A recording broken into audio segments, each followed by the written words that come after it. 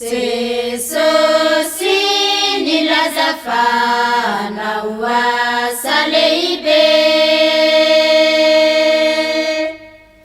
ny finoana voafety ny fampianarany Jesosy, ho nitsangana ny fivoazana.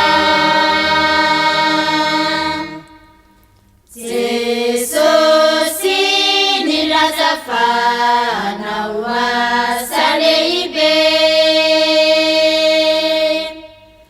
ny finoana voafety ny fampianarany Jesosy, ho nitsangana ny fivoazana.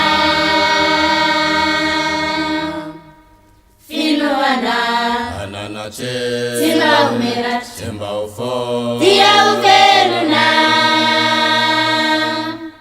finuana. Ananache, Zimba umerat, Zimba ufo, dia uveluna. Ande amakini la taruta, dia taruta. Mana na venona, Alukini papatesa na nilua samangina matukifana. ni venona, Ama kini yafuna itani yone tiata uta. Samata, Kini yaluka aminate uvanda manita. Ande amakini lalo taruta tiata uta. Mana na venona, Alukini papatesa na nilua samangina matukifana. ni venona, Ama kini yafuna itani yone tiata uta. Samata, Kini yaluka aminate uvanda manita. Ni mana pinuana, Zimba umenata, ni mana pinuana, zimba umenata. Ni mana pinuana, Zimba umenata, ni mana pinuana, zimba umenata. Ande amakini la taruta tiata uta. Mana na venona, Alukini papatesa na nilua samangina matukifana.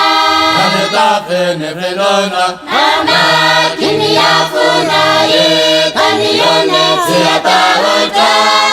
Samata, Kini yaluka aminate uvanda manita.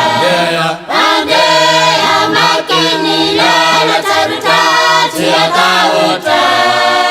Mana na venona, Alukini papatesa na nilua samangina matukifana.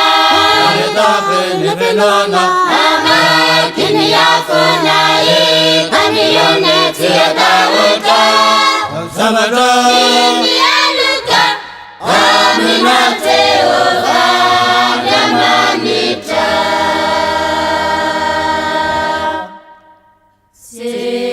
Jesosi nilaza fanao asa lehibe,